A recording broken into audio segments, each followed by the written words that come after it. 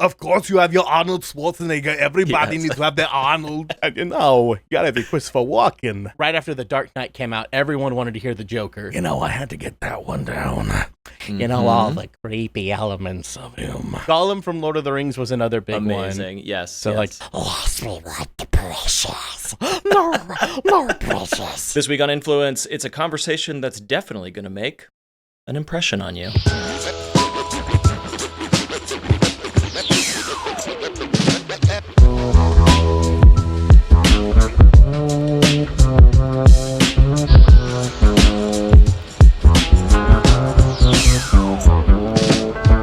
Greetings, Internet travelers. Welcome back to Influence with me, Matt Silverman.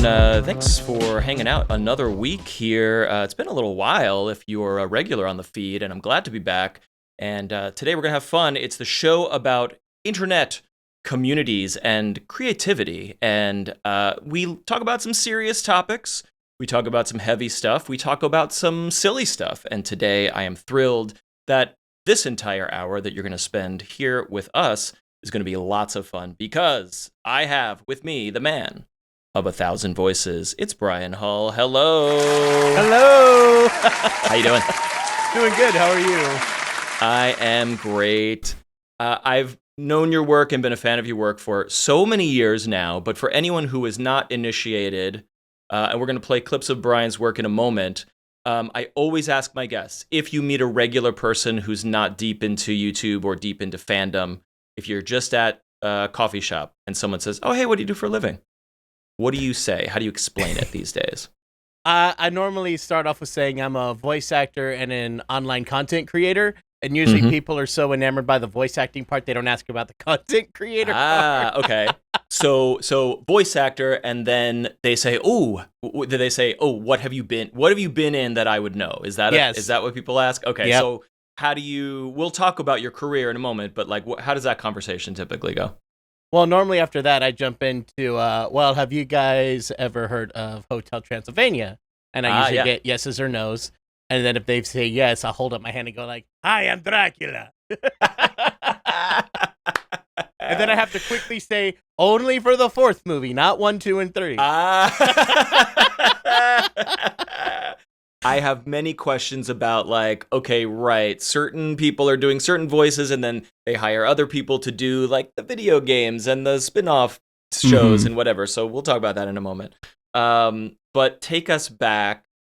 Where are you from and what did you want to be when you grew up? What was your childhood like? So yeah, I grew up in Texas, specifically the Dallas-Fort Worth area. I grew up there. And I had always dreamed about working in entertainment and all that stuff, but I never thought that I had the opportunities to do that or had the talent to do it professionally, although I dreamed of it.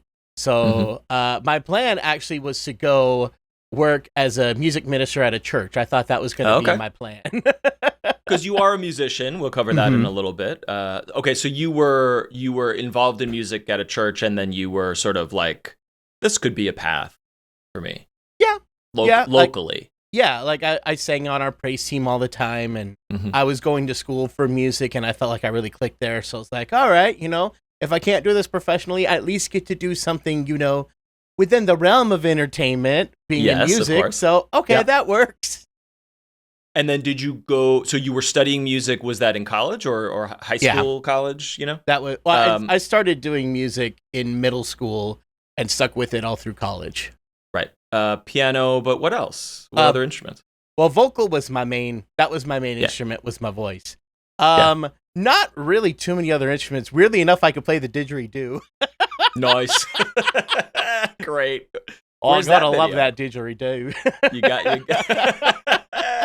I mean, maybe, look, you have many, many videos and other media, so maybe, I don't know if you've played didgeridoo on the internet yet, but let's get that going, please. I haven't done that yet. I have not done that. Mainly because my didgeridoo is still in Texas.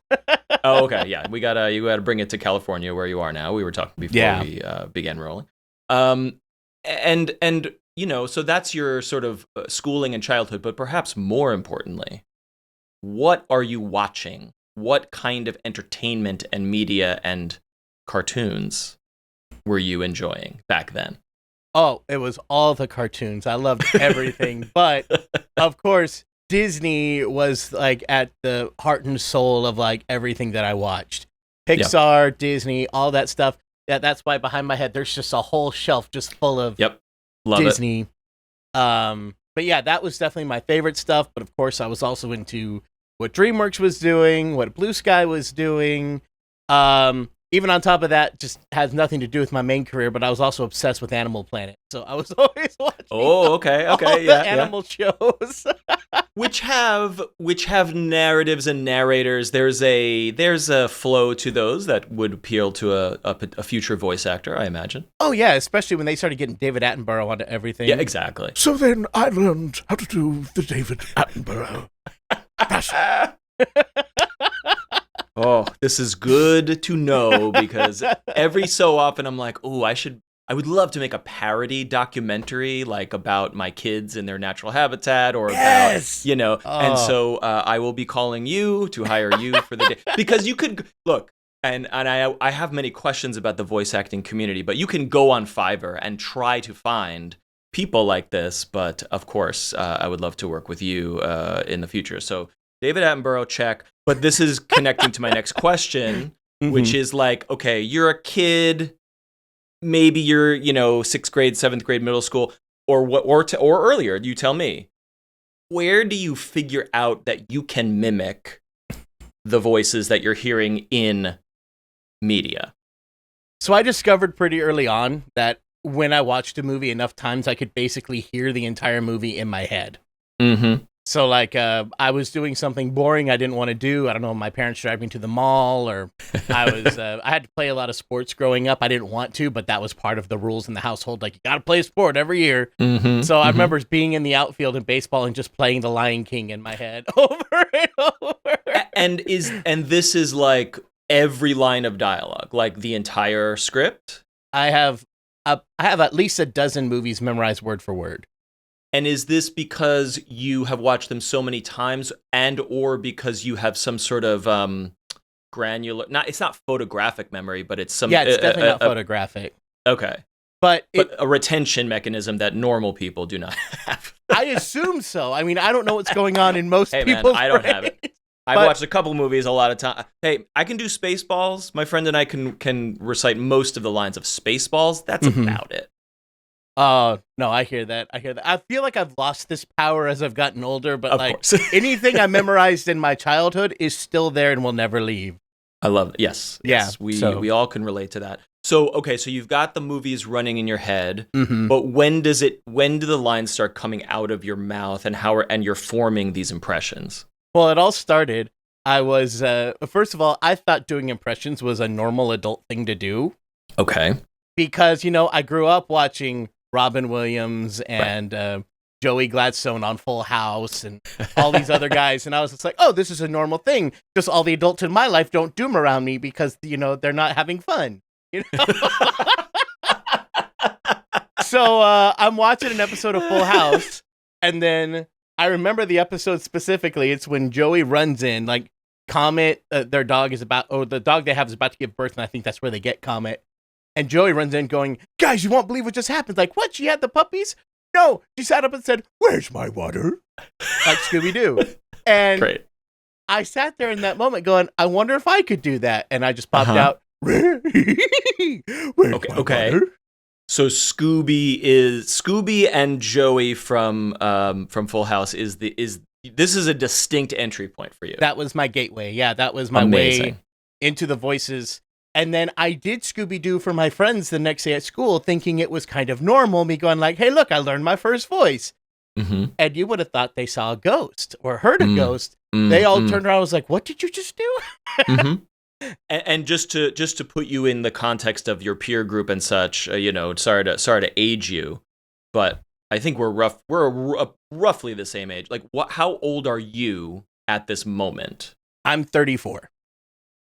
You're 34. Oh, you're 34 now. Yes, I am. Yes, you mean I meant you go into school. Yeah, no, that's on me. That's on me. You go into school and your friends are like, what are you doing? How old are you then? I was 13. So So it's no longer cool to do Scooby-Doo at school when you're 13. You realize this? Oh, it's not cool anymore? Oh, it was cool back in my day. No, I'm saying your friends were like, this guy. What's up with that? So it was very much like we didn't know you could do that. How did that come out of your mouth? No. I see. I misunderstood. Oh no, it was they were shocked because they never heard me do anything like that before. And so they thought it was like amazing. were you a shy kid? Like you were not like the class clown necessarily? I was kind of on the line between the shy kid and the class clown. Like, if I really thought of a good one, I wasn't going to let it go. But at the same time, I was the teacher's pet. I guess is probably the best one to put me. I was the teacher's pet. I was like, I don't want to make any waves. I don't want to do anything wrong. But if I can make you laugh, I'm going to. Great. And then that started to kind of take wind in the school as I learned more and more voices just because I thought they were fun and it made my friends happy. So much so, I got known as the impression guy at school. And I would actually, some lunches, have to go from table to table to table to table to table and just do like little shows. And it would be like, do the Joker. Want to know how I got these scars? Do Mickey. Oh, boy. It just going down the list. It's like a cabaret stand-up special at every table. You're just making the rounds. Yeah, you just amazing. Make the rounds. This is an incredible amount of like social cachet that you've unlocked by doing the voices. So this is huge. So it's cartoon characters, but like what else do you start exploring? You're 13, 14, moving into high school. What kind of voices are you doing at that point? The overwhelming majority are still cartoons just because those were the ones that I could imitate the best.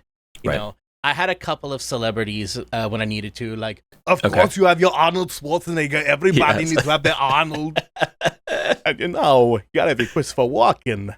You gotta have those in your back pocket no matter what. So I'd pull those out on occasion, but really the big one that everybody loved at school, it was right after The Dark Knight came out, everyone wanted to hear the Joker. Okay. So, I had to get that one down. All the creepy elements of him. So that was a big one. People love to get freaked out by him. Gollum from Lord of the Rings was another big one. Amazing. Yes. So yes. Lost me like the precious. No precious. I was throwing that around everywhere. And then weirdly enough, King Julian from Madagascar was also a big one that everyone. I don't know Madagascar, but I saw some of this in when I was going back to your work. Oh yes, everybody loves the King Julian. It's very fun. It's funny that tell me if I'm wrong. I've watched a lot of your work over the years, and looking back at it in preparation, mostly characters, not celebrities. So. But you have these celebrities, these classics in your back pocket. Videos? You've done videos with celebs? I've done a couple just doing celebrities. The Jack Black stuff is amazing. We'll take a look at that in a moment. Thank you. We got to have a little Jack Black. Well, especially now that he's done so many characters now, it's nice because it's now I say like, do an impression of like Bowser or Poe. It's just like cool. I have one voice that works for both. So he's always Jack Black, regardless of who he is playing, and that's the magic of Jack Black. So you're unlocking this social, superpower, and you're sort of moving towards music. When did you kind of put together that like voice acting is a job or a career? How old and what were you thinking about then? I was probably maybe 9 or 10 when I realized like it was a job. Okay. And I figured it out because I was watching Balto. And there was something about the way Steele laughed that I'm like, I've heard this laugh. Where have I heard this laugh? And I dug a little deeper and found out that it was the same laugh that Scar does at the end of Be Prepared. Okay.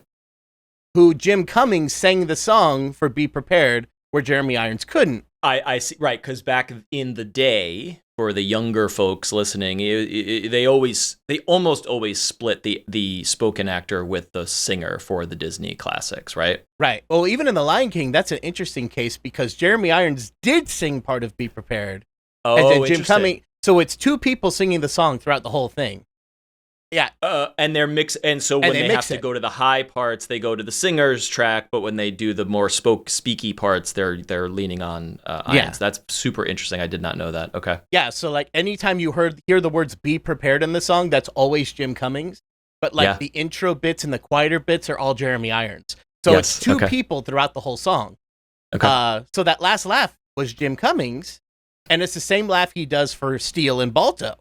Okay. And I was like, wait, this one guy did both? And then I looked into more of his history and found out like he's Winnie the Pooh, and I'm like, Winnie the Pooh and Steele are the same person. How? How is that a thing?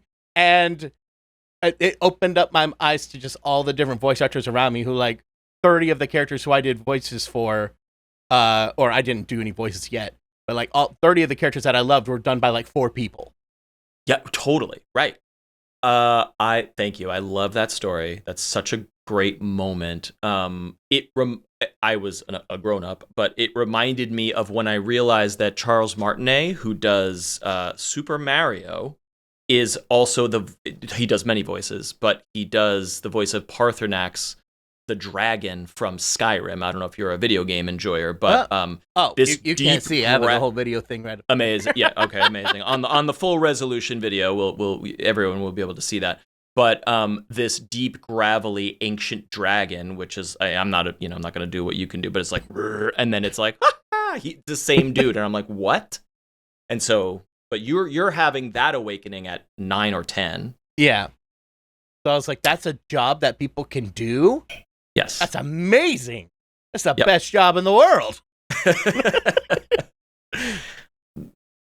So it's peer groups, it's making friends laugh, you're doing music, and such.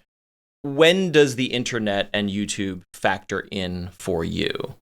So the internet and YouTube were very much an accident. That was not a plan. That was not something I intended.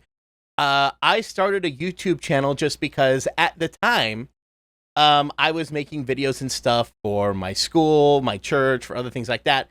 And I didn't have a good way of carrying those videos around because each video I made was like 8 gigs. And back in the day, getting a thumb drive that was 1 gig was like $200 or something like that. So it was just a lot easier to upload it to YouTube, send myself a link and post it.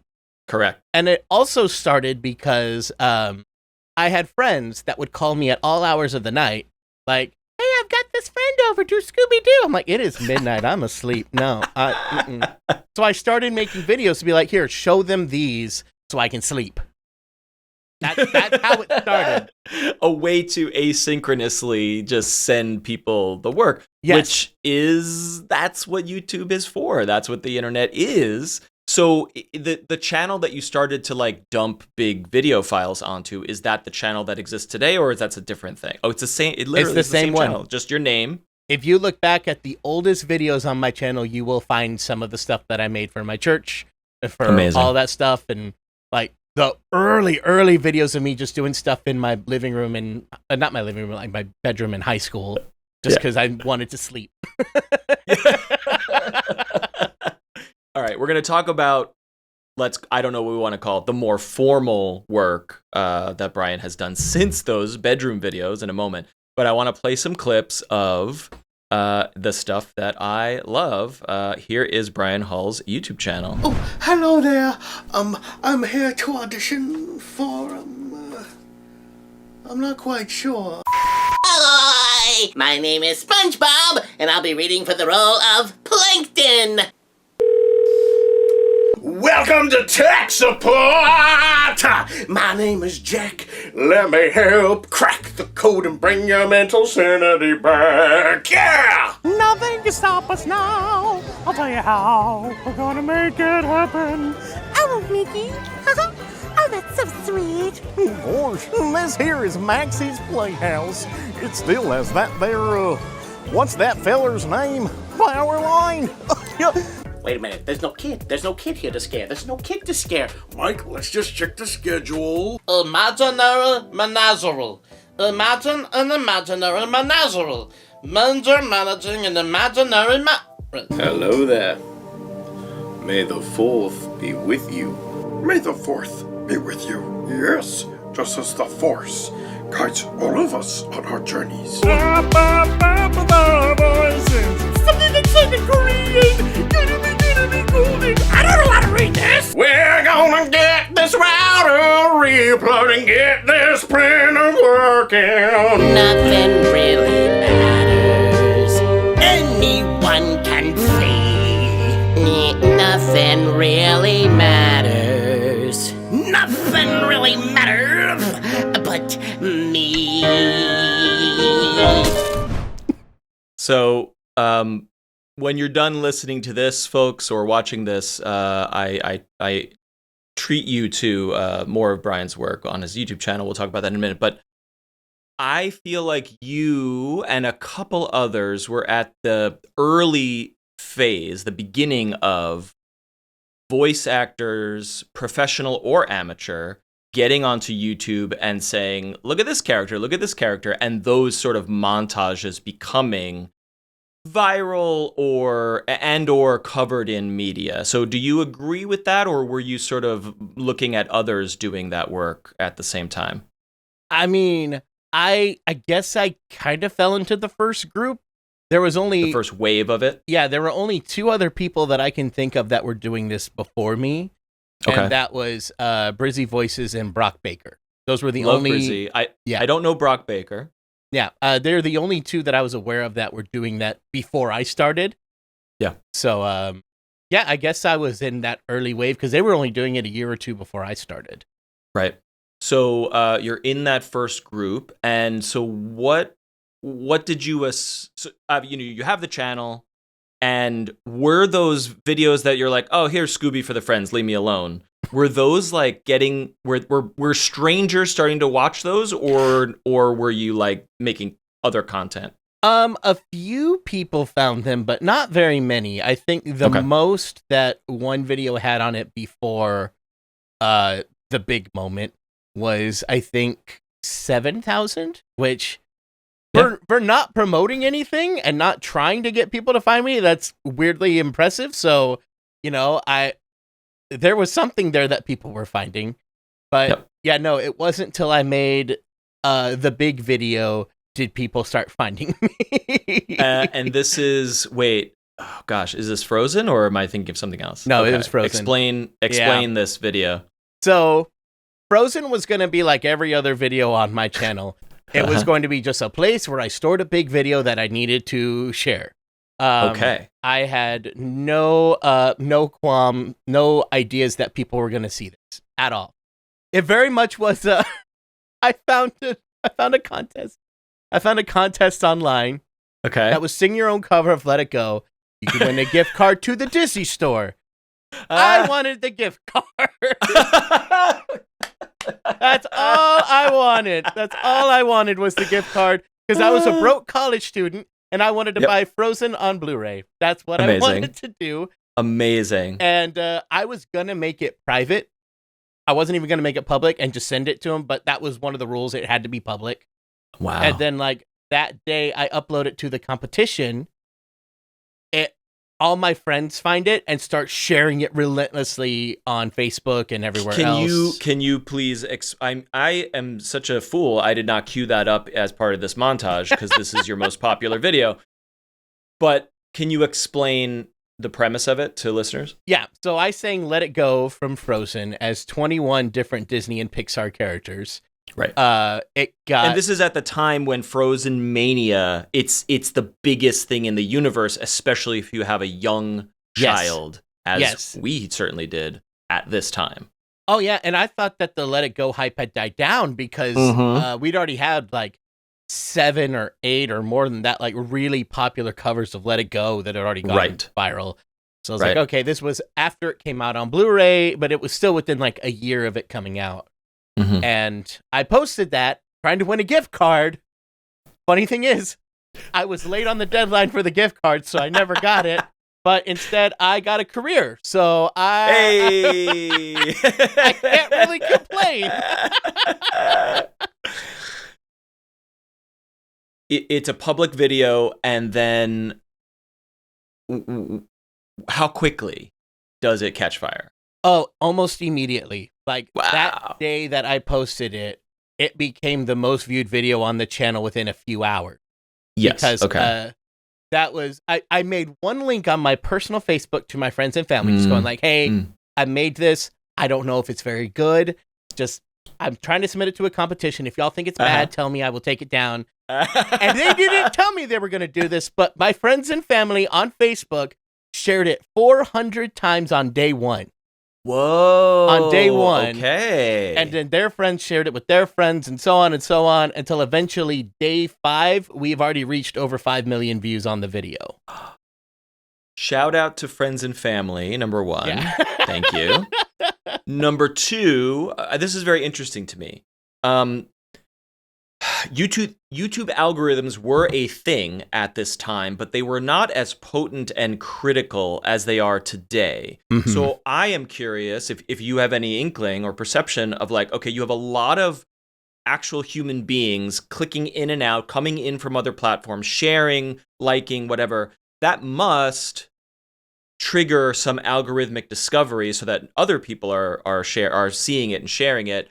And or enough juice is sort of flowing in that maybe was there like media pickup, like blogs and and coverage of it, you know, Disney blogs and other viral sites, right? Disney blogs started picking it up. News sources started picking it up. I did multiple news interviews for all that. Not just local, but also international. I know I did one for like a news station in Australia. Nice. That was interesting because we were doing it. I was doing it live out of Dallas at like 12 at night. Yes. But yeah, no, it started picking up all over the world. All of these places were picking it up. Eventually, yeah, even the contest that I made it for, that I missed the deadline to submit for, figured out I made it for them. Oh, and did they reach out and say like they reached out? I actually did an interview with their channel, and they were like, "You should have like emailed us. You would have won." I was like, "Well, I got a career." And I heard that a kid won it, so like, give the kid the gift card. Good. I got a career, so I'm happy. Okay, so you're saying, okay, I got a career. So, but like this thing is a crazy viral rocket ship. Yeah. And then this instantly moves your mindset from like, oh, I'm just using this channel as a place to put some videos here and there to like, oh, I have a huge audience now. So then what do you set out to make? Right after that. Well, right after that, I didn't even know if I wanted to do like YouTube as a thing. Because at that time, this is 2014. I think becoming an online influencer was like brand new. Like the first people who were actually like making revenue, they've been doing it for like what, 2 years at that point? Right. So it was still so brand new. I'm like, do I even trust this? Is this like something I could even like make a sustainable living on? And and on top of that, I was getting calls. I got called from Disney. I got contacted from DreamWorks and multiple agents out in LA that I should start doing voiceover. Amazing. So, that also was something. So, do I go after voiceover? Do I go after YouTube? What does this look like? I felt very much like a deer caught in the headlights. Like no one was supposed to see this, and now I have to make the biggest life changes ever. What do I do? Because this is fascinating because like it is a dream of yours to do the voice work, and that feels like a real professional career. But the YouTuber thing is not. It's not a mature ecosystem. It's unknown. Yeah, and it's changing every day, and it's like how do you keep up with this? Like it's the what. Back then, I remember everyone saying that it was the Wild West. Nothing had been established over there yet. Totally.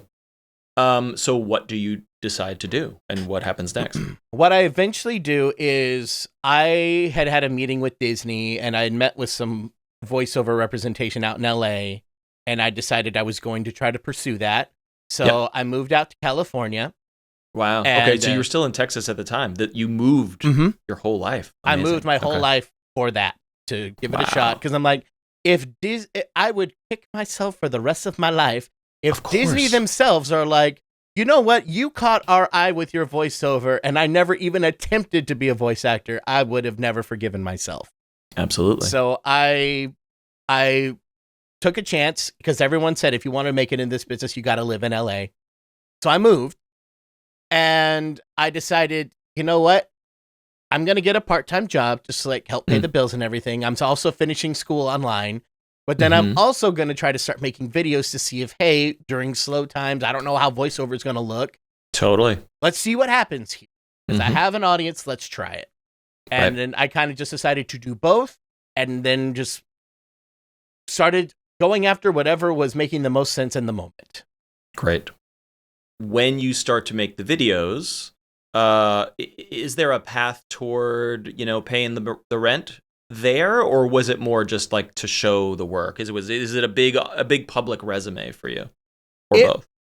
It was definitely something I was trying to pay the bills with. That was the original plan, because even between the voiceover I would get and my part-time job and whatever I was making on YouTube at the time, that's still not enough to cover a rent in LA. Yeah. So it's like, I really need to get there. That's my plan. So yeah, no, I started making content like based on what I was seeing, but I would put a voiceover spin on it. Right. I put a spin of just me on it. Like I would just start experimenting, trying things. Like I'd do other song covers. I would just, how many impressions can I do? How fast does it take me to do 100 impressions? Try something like that. And like challenges. Yeah, challenges. But you're doing music videos, you're doing sketch comedy that I think, I know others do that too, but like it is a differentiator for you, because I think a lot of impressionists are saying, I'm amazing at these voices and we're going to do some fun stuff, but you're creating some more dynamic stuff perhaps for the time. I guess you could say I was doing that. Some of it was just straight up, hey, this movie came out. Let's do impressions from it. Totally. Yeah. Yeah. But the whole idea was just like, what can we do to get people's attention, to have some fun, and to create a fun atmosphere so that I can hopefully, pay my bills. What is happening on the professional voice work LA stuff at that time? At that time, when I got started, it was really slow. Like, just you're still getting your name out there, you're getting established, because even though the video was really big, and that was enough to get me an agent without even having to make a demo, which wow. If you're in the voiceover world, that's a huge the demo. Deal. Yeah, that was the demo. Yes. I didn't even mean to, but I sent out my demo to like half of 20 million people. Yeah, I sent it out to every talent. What's that video up to right now, by the way? I'm gonna pull it up. I should have checked. There you go. Sorry. I'm pretty sure last I checked it was like at 35 million. 35. Great. Maybe 37. Give or take a million. Yes. I'm gonna see if I can find it. 34. Okay, 34 million. Great. Yeah.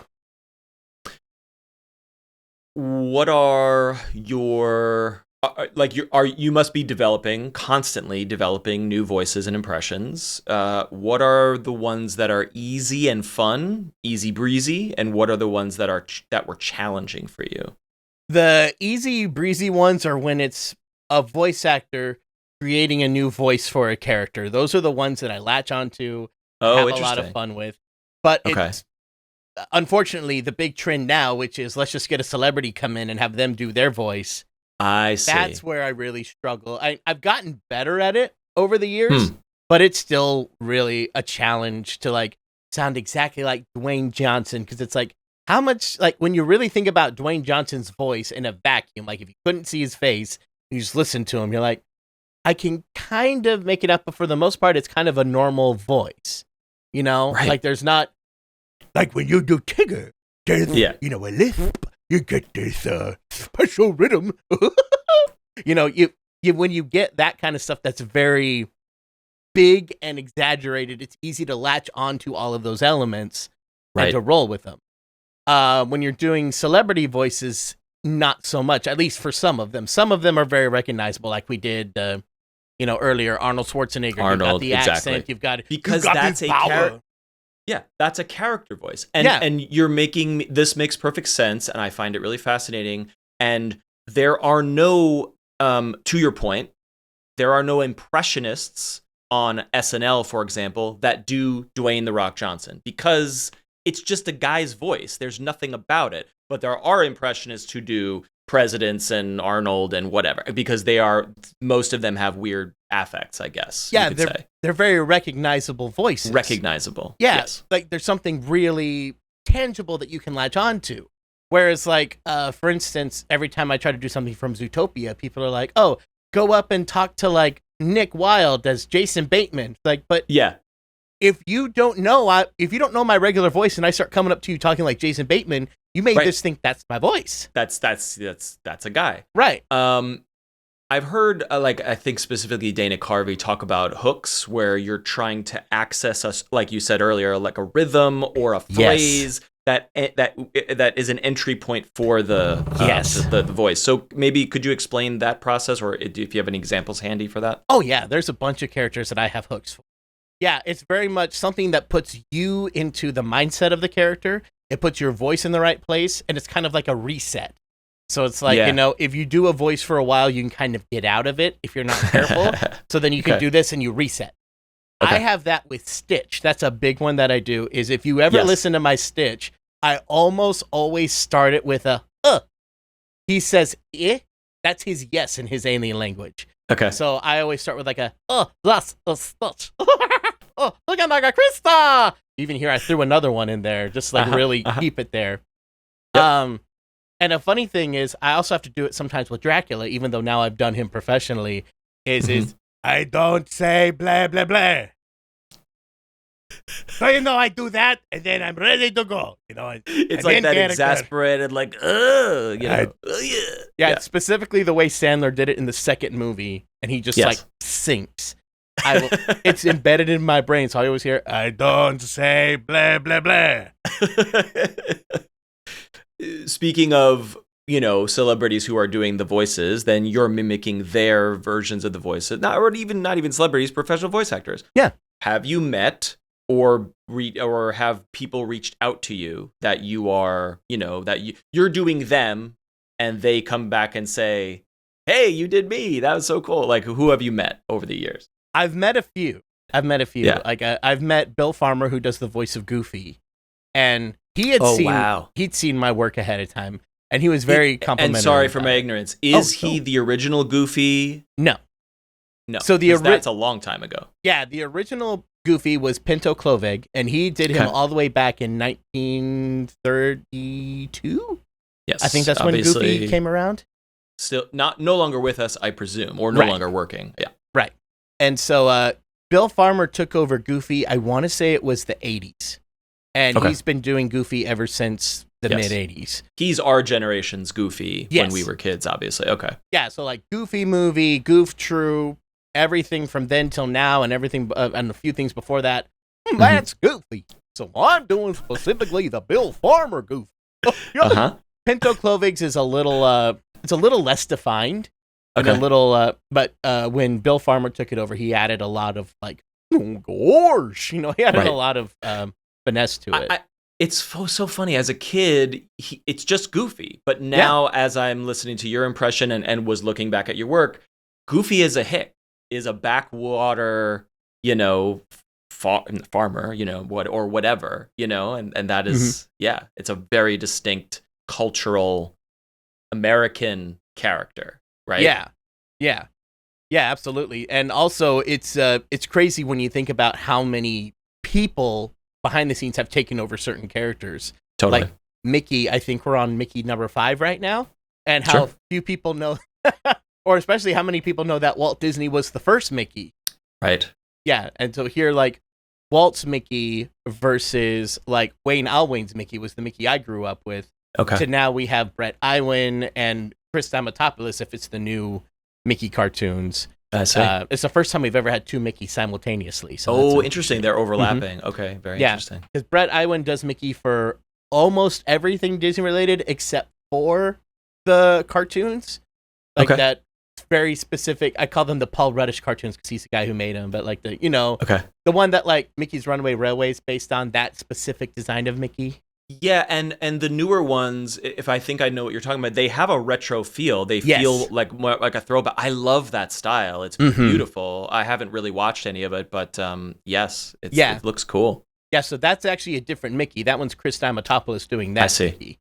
Cool. And I think he also did Mickey for the Once Upon a Studio short that came out a couple years ago. Okay. What about characters' impressions that you wish you could do, that you've attempted, and that you don't have whatever the muscle is in the throat that makes the voice, you don't have it, and it's not working? Anything from John DiMaggio, I don't know what it is. That man, okay, just the way his voice works, I will never understand it. It is I'm not familiar with his name, but what characters are we talking about? He's probably most known for doing Bender from Bender from Futurama. Oh, I see. Okay. He's got that really heavy voice to it. Interesting. Yeah, no, he's really something. He's got an amazing voice. It's incredible because I've tried to imitate his characters. I'm like, I just don't know what you're doing. I wish I could. And then on top of that, just any regular sounding woman voice I wish I could do. Right, of course. Because every time you start doing give me a Disney voice, Elsa. Anybody but Elsa. Come on. Except Ariel. Minnie. That's not okay. because those are, many of them are the voices of the women who played them. They're not necessarily over the top characters.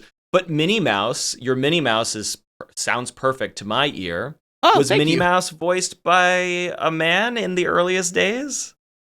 Walt. Was it Walt? Yeah. Okay. Walt was the first Minnie, and so because of that, every Minnie since then, I believe every Minnie since Walt has been a woman, but because originally it's so cartoony, with the regular male register, you can get really, really high, or into the male register and lower. But that sweet spot where most women's voices sit, you can hit them, but they don't sound right because you have to be in your falsetto, which automatically makes us sound fake. Correct. Which is fine if you're doing, if I'm doing Minnie. Mickey. That's fine. But then if you want me to sound like, Ariel, Yeah. I just wish I could go up to the seat. That just doesn't sound right. It's not a thing. Yeah. It just sounds like me, but higher. So I love talking about this stuff with you. So let's get back to the parallel tracks. You're developing a lot of content on YouTube. It's not going as crazy viral as the Frozen video, but you're establishing this large audience and hopefully paying some bills with that.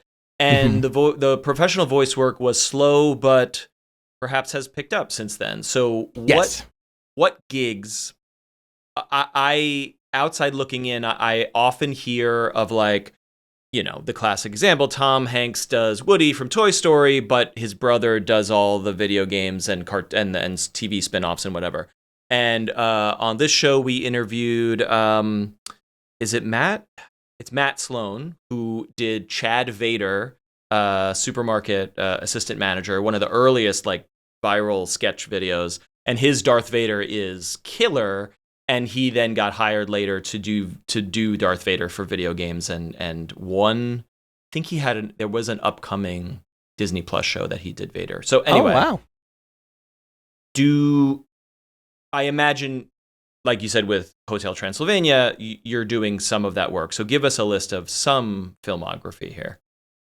Well, as far as most of the characters that I've gotten booked for were original characters. Oh, that I've really? gotten to do myself. Cool. But as far as sound alike goes, I did do an episode of Tangled the series. Do you remember the Stabbington brothers from the first movie? Vaguely, yes. Yeah, they were with Flynn at the beginning of the movie, and they're all trying to steal the crown together. I played the two of them as teenagers, so I got to do Ron Perlman if he was a little younger. Nice. So that was a lot of fun. And then, of course, Dracula. He's the character I've done the most for the longest. Because, yes, I did him for the fourth movie, but then I also did him for a theme park ride in Dubai. I did him for a video game.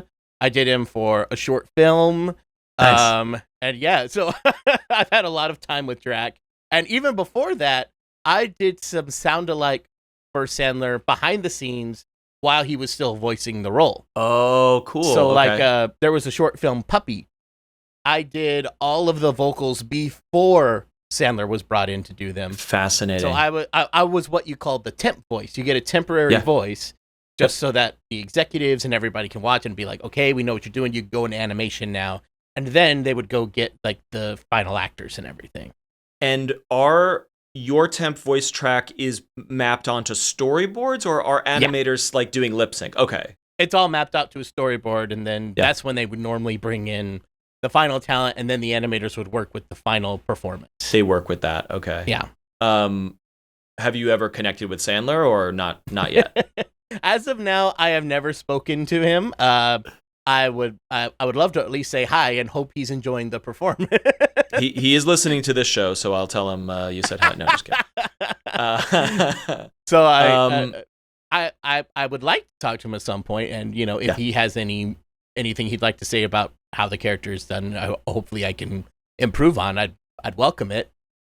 But I still haven't met anybody from the cast of Hotel Transylvania since we all record separately. Of course, yeah. Yeah. And I have questions about the evolution of that too. Mm-hmm. But before we move on there, creating new characters. Yes. How do you think about that? What's the process there? Really, it comes down to understanding who the character is, and also seeing a picture is super helpful as well. Right. So, like, when I just recently got cast in an anime called City the Animation. Okay. And that was my first real anime, and that was super helpful because every time I got cast as a character here, the animation's already done. So I can see the character. You're creating the English version, but the Japanese version is already created. Fascinating. Right. Yeah, so everything is done to the Japanese animation, so I'm just coming in doing the dub. So I get to see everything this character does. I can see where they are, and I can react how they would how I think they would react, like especially seeing everything happening right there, which Love it. was so much fun. One of the main characters I did was Hotaka, and he's like this he's a butler. But he is this butler who has got this crazy past, and it's nuts, and he can just like whip out a chain that you didn't even know was there and like hogtie somebody real quick. You're like, what happened? So like we played around with his voice for a little bit, but we eventually ended on quite British, but also refined. And also we threw in that he likes to get annoyed with the people that he's taking care of sometimes, almost like what's his face from Fresh Prince of Bel-Air? I can't remember. Jeffrey. Oh, yes. Uh-huh. Yes. We threw in a little bit of Jeffrey. The very proper butler who is just rolling his eyes at the rich people that they serve. Yes, I love that. Oh yeah, because the family he took care of, they're all good people, but sometimes they can be real space cadets, if you know what I mean. Yes. So this show. It's a show or a movie. It's called City. City the Animation. It's now available on Amazon Prime. All right, I'm writing this down. About 13 episodes. I play 11 characters in the show. Oh wow, no kidding. So I'm really, I'm very interested in this. I perceive as a fan of some anime that like you have the Japanese version and phrasing. It's obviously you're translating from one language to another, and the phrasing. It's not word for word. It is a transliteration. Mm-hmm. And so a character in Japanese says, da da da da, and you need to say, well, actually, I think this. And that the English words do not fit into the container that the Japanese phrase is saying. And hopefully that makes, I know you know what I'm talking about. I'm wondering if that makes sense to anyone listening. Mm-hmm. And thus, as an audience member, I often hear the dubs feeling rushed or, how to put it, abbreviated, where people, they will say, it feels like the voice actor is having to say something very fast to fit it into the frames of animation. Yes. Does that make sense? And did you experience that? Okay. It happens from time to time, but the studios try as hard as they can to not let that happen as frequently as possible. Like, I know there were a couple times on City where they could tell I was struggling to get everything in the allotted time. So we would try to find ways to break it down in a way that still made perfect sense. That made that flowed really well with what everyone else was saying, but could fit in there and would feel a little bit more natural in delivery. Yeah, that's been a trend they've been really fighting to go against. Okay.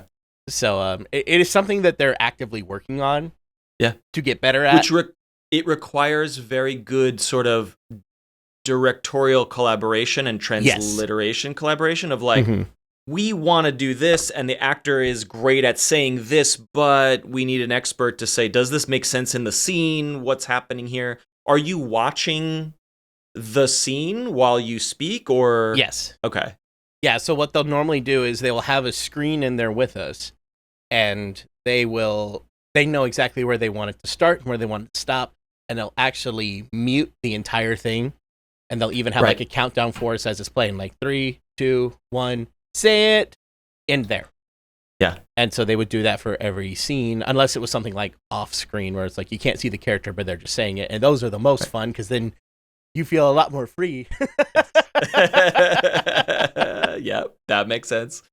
This is awesome. I'm looking forward to checking out this show. And you're reminding me of my next question, which is like, we're living in a post-COVID world and also a world where the microphones that you and I are speaking into right now sound really, really good. And the technology is really, you basically have a home studio that is as good or close to what you would go in person. So yes, my question there is like, when you get voice work today in 2025, are you going into the office? Are you recording from home? What does that look like? It's a little bit of both. I do both. It really depends on the project. Usually if it's a quick recording, I normally do it at home. Like there was a Progressive commercial I did not too long ago where I did the entire thing from my house. Nice. But then there were other ones, there was even an entire movie I did. There was a movie called Steal the Naughty List that I did where I had to do the entire movie here at my house and I was the main character. So, so I'm sitting there being my own tech crew as I'm just like, say the line 3 times and then I'm double checking like, did I peek there? Got to make sure I did all that well. Okay, we're good. All right, move on to the next line.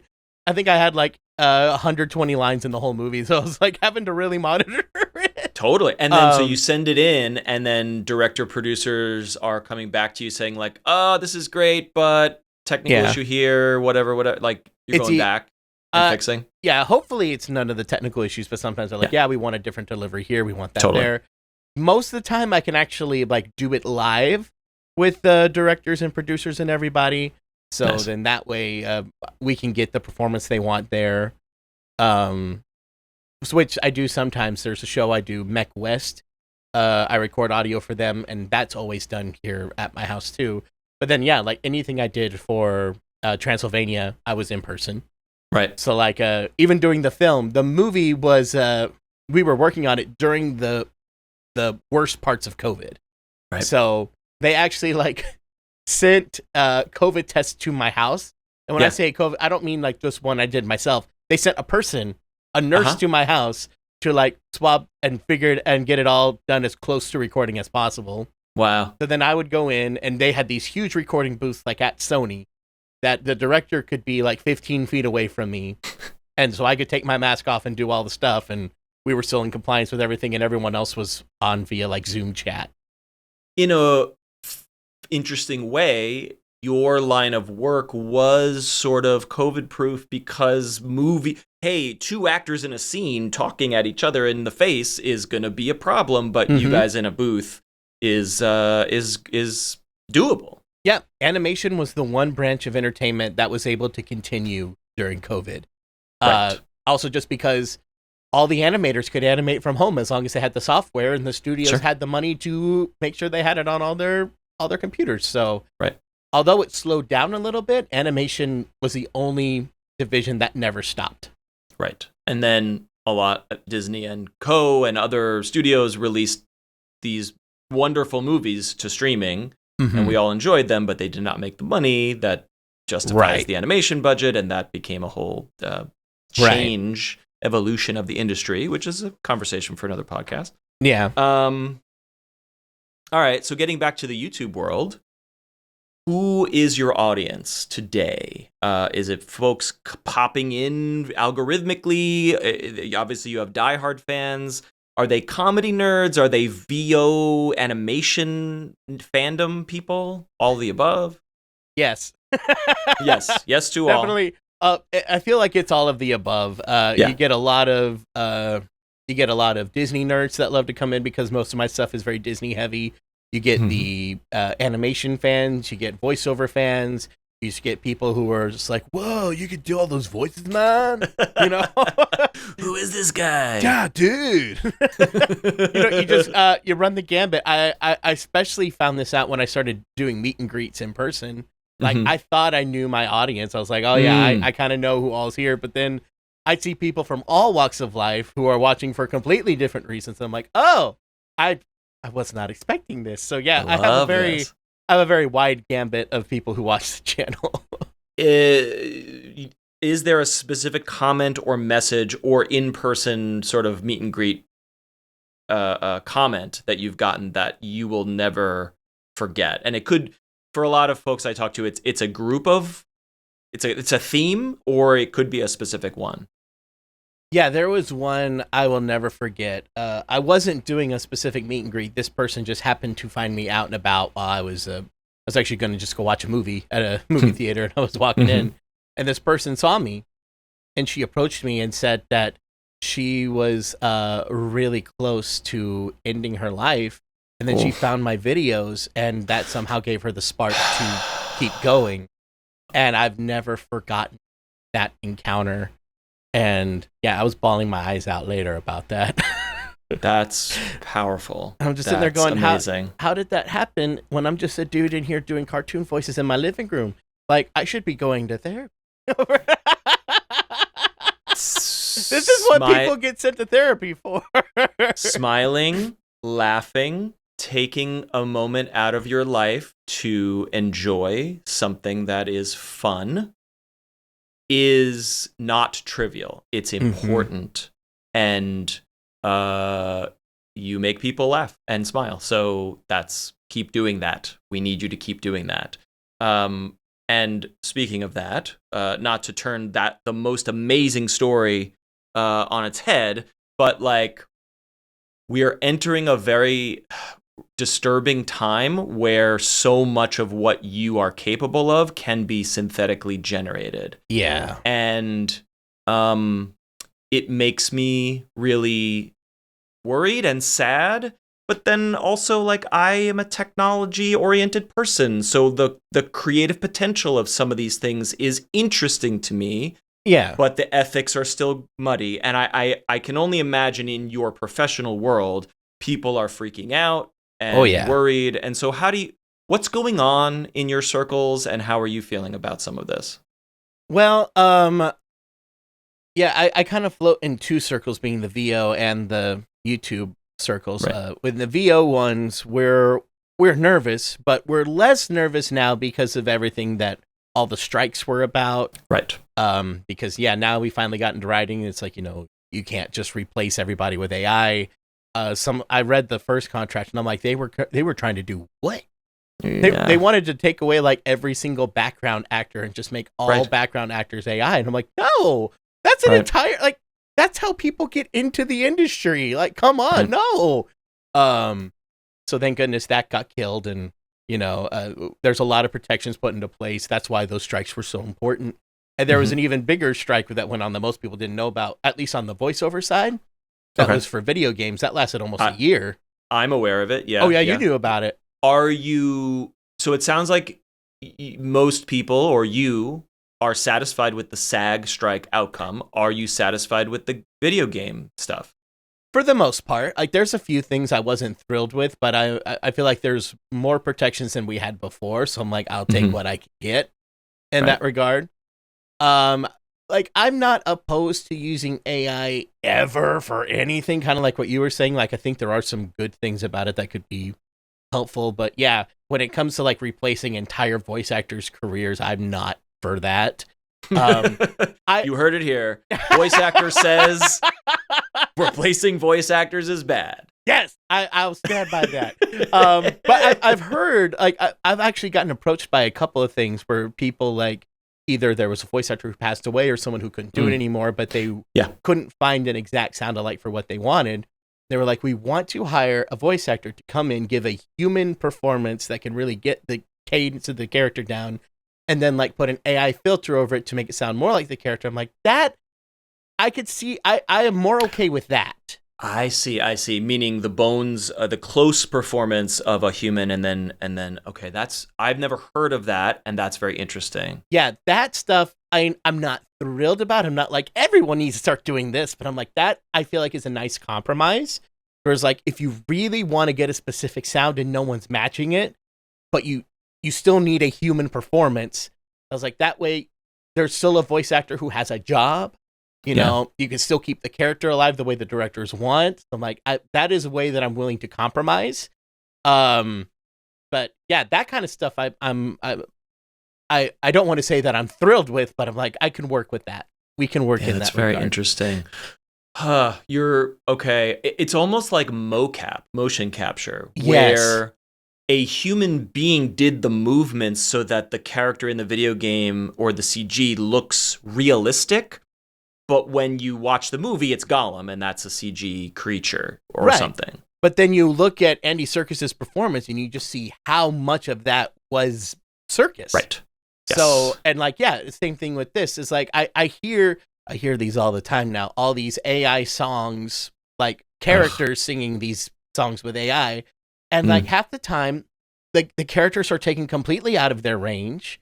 You know, they have to match exactly what the original singer did, which, yes, that's a human performance, but that's not what the character would sing. That's not how the character would sing it. So it lacks humanity. You know, it's like, oh, yeah, that sounds like Squidward if he was like an octave above where he normally should be.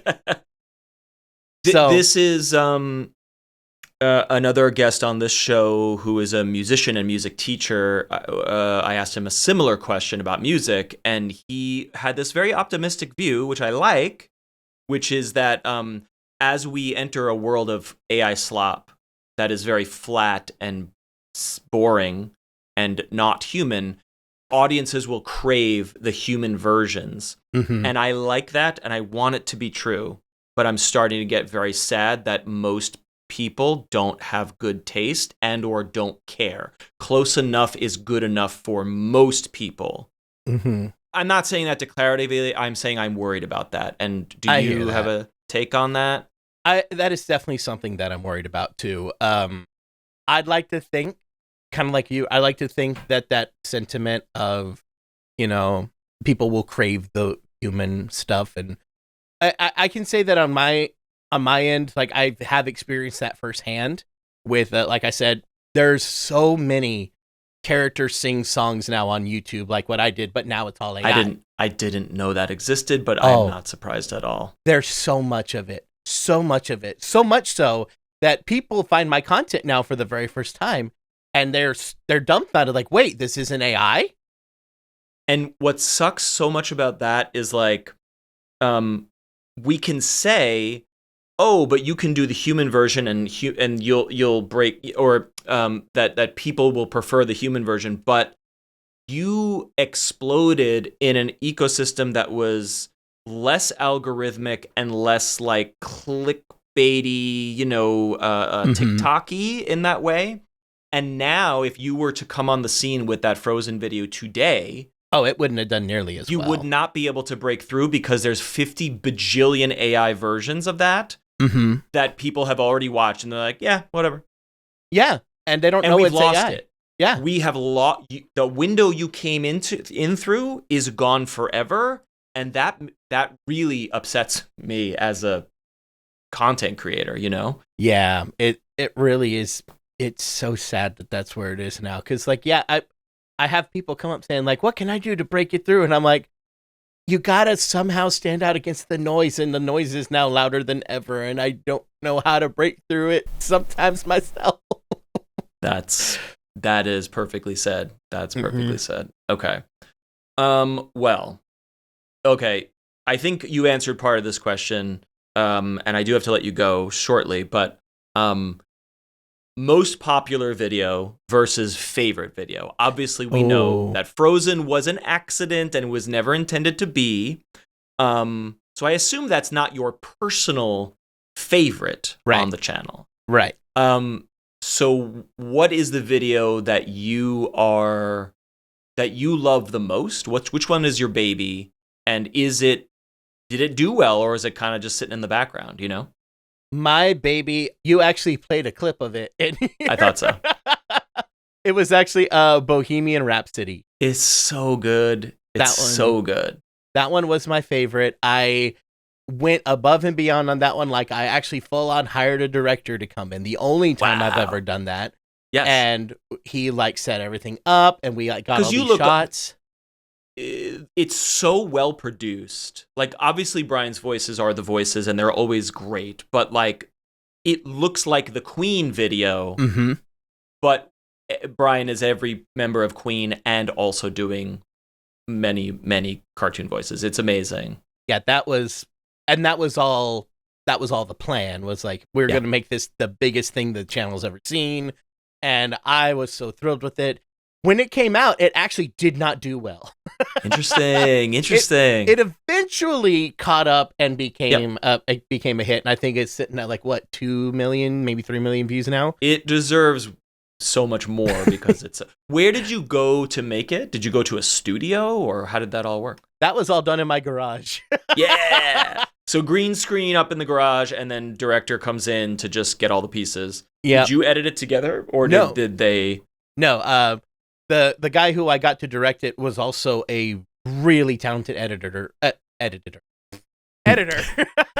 So he did all that, and so because he was editing it, he knew exactly what he wanted. So for every shot, it was so helpful. And oh man, we just had a ball doing that. And to this day, from a production standard, no video of mine even comes close to that one. That one stands above all of them. Yes. Go and watch that video. And I do have to let you go, but where can people who are listening or watching, obviously it's the YouTube channel, but what else are you doing? Instagram and TikToks? And are you doing short clips where people can follow? What's going on there? Oh yeah, you can definitely follow me over there. I will admit it's been a while since I posted some of them, but they do come out every so often. Most of my attention always has to go to YouTube, but there's all over. If you go to almost any platform and type in at Brian Hull's voice, you can find me almost anywhere. So Instagram, TikTok, YouTube, all that good stuff. All right. Again, we're doing this live. I'm going to play the outro music here. Let's see if it actually works. Is it going to play? Oh, it's so loud. Sorry, everyone. I just blew Brian's eardrums out. But Brian Hull, it is a delight to talk with you. Nice to catch up, and all the best. Oh, thank you.